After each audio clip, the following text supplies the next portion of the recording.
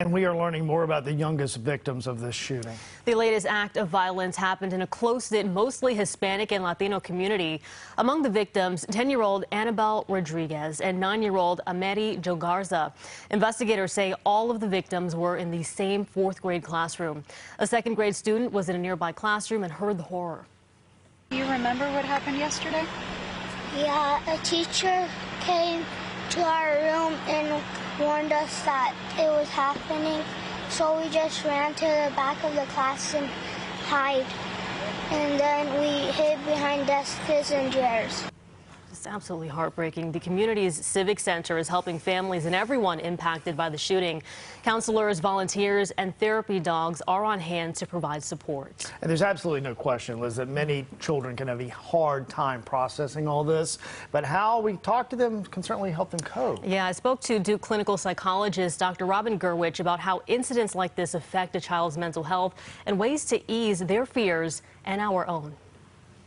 This is just one of many mass shootings we have seen over the last several years, but just this month alone, we had the Buffalo shooting. We had a shooting at a church, I believe in California, and now this. How does the frequency of these mass shootings affect the mental health of our children? Well, the short answer is it's not good. So the more that we have, the more concerned and worried children are going to be. And particularly as we are able to cover these events in the moment, they are coming fast and furious to our kids. So continuing to have that conversation, to find a way to take a break becomes even more important. Having a little more patience, understand that between the pandemic and other issues and now these multiple mass violent events, particularly the ones in schools, children are going to be more anxious and worried. So as adults, so are we. This could touch any one of us at any point, given the frequency that we're seeing these incidents. And I think your point is important, that we can never tell our children, don't be worried, it can't happen here.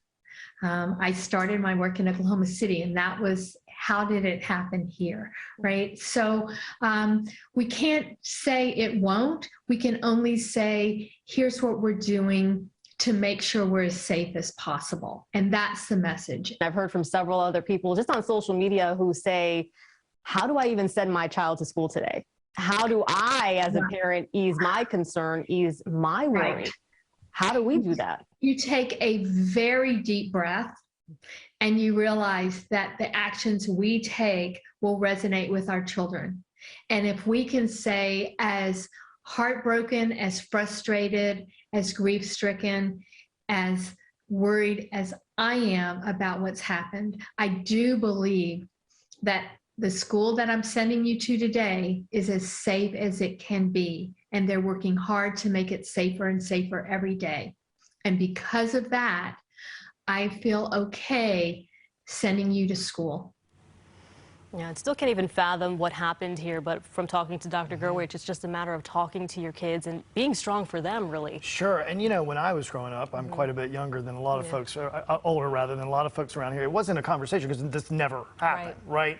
So I can't imagine what a parent's dealing with, not only with the shootings, but how to control what they're seeing on social media, what they're hearing from their friends and other adults.